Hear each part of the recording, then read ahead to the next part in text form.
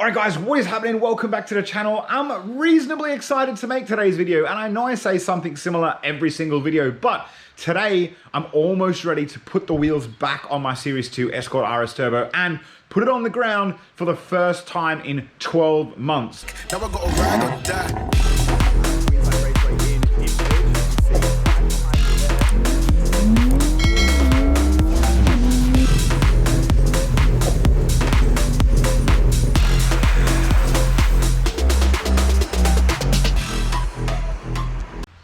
We've got all new suspension, refurbished lower control arms here on the rear, new springs. We've got the brand new sway bar end links, all new bushes going on in there, braided lines, hard lines, big brake kit from a Fiesta ST150 or XR4 as it is in Australia.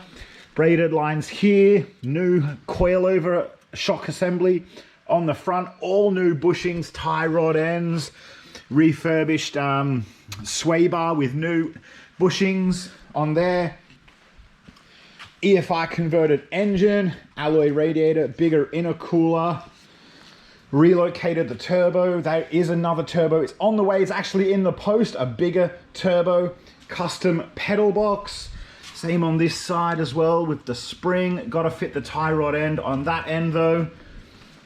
Let's jump under and have a look underneath. Whoa, here we go, completely redone underneath, brand new fuel tank. This is just black chassis paint, it's not undercoating. You can see in the corner there all the new underside bolts, hard line there, and I'll clip all that in properly. Return line for the fuel tank. Absolutely tons of stuff has gone in to this car in the last 12 months. And I'm mega excited to get it back on the ground. So the things I've got to do left are obviously this rear wheel bearing, and the outer casing for the drum needs to go on. I need to make a hard line up for here. And you guys have seen before, I've got still need to replace those boot struts. Fuel pump cradle.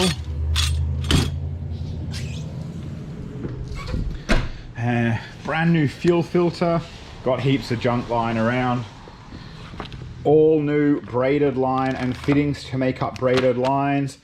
I need to make this line up. I did buy one from Scott Kyle, but unfortunately it's been lost. New fuel pump on the way as well.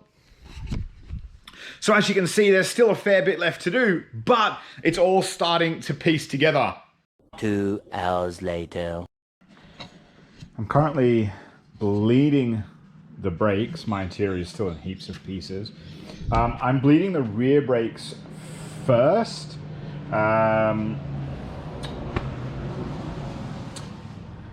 so I'm bleeding the rear brakes first, and as you can see, my little bottle is full, so I'm going to empty heaps out of that, because obviously like the fluid's coming out, but every now and then I'm getting a massive air bubble coming through because it's a brand new system. Hopefully the air bubbles will get smaller, but I will empty that out in just a second. But basically underneath the car, in that connection under there, the T-piece that you see just... Sorry, the battery died. Sorry about that. The battery died on my GoPro, so I'm just going to use the phone for the rest of this video. So that T-piece that's under there, the line coming to this side of the car wasn't done up properly, and it leaked a little bit on the floor, but I've cleaned that up now, nipped it up, and it seems to be fine. So I'm going to empty that out back into there because it's basically brand new fluid. Keep pumping the foot brake. This camera's heaps shit compared to the GoPro. And then top that up a little bit more. So let's put you on the camera stand and put it on some time lapse. Really short time lapse and voiceover today, guys. This is a very simple method that all of you have seen before and pretty much know how to do. There you go, the rears are done. All right, last one. I've just cracked the bleed nipple off on this one, and you can see all the air is just chugging out now because this is the last one. Didn't do this on the rear, so I think maybe it's doing it on the front because the whole like system is smaller or something. Maybe there's more pressure inside it or something. I don't know, not an expert. But I did bleed this side here, and it was leaking a little bit from this connection.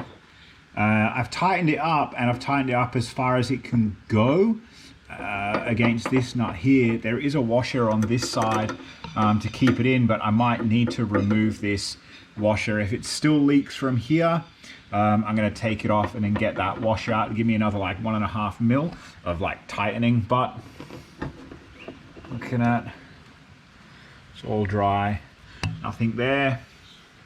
So last side, and pushing the air out, and you can see there's still air bubbles being forced out of this one. I don't even have my foot on the brake, and there's air being forced out of it, which is cool.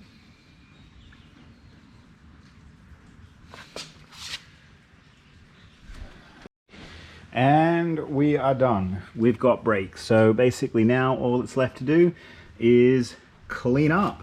I'm not gonna know if I'm gonna need to adjust anything on this in terms of brake wise now until it's down on its own wheels and moving.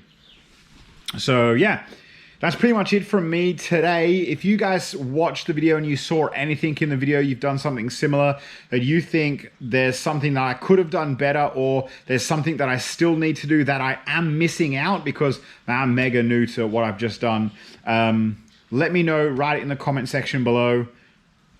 I'm hoping that I don't need to adjust anything, but hey, we'll wait and see. Thanks guys, see you in the next video.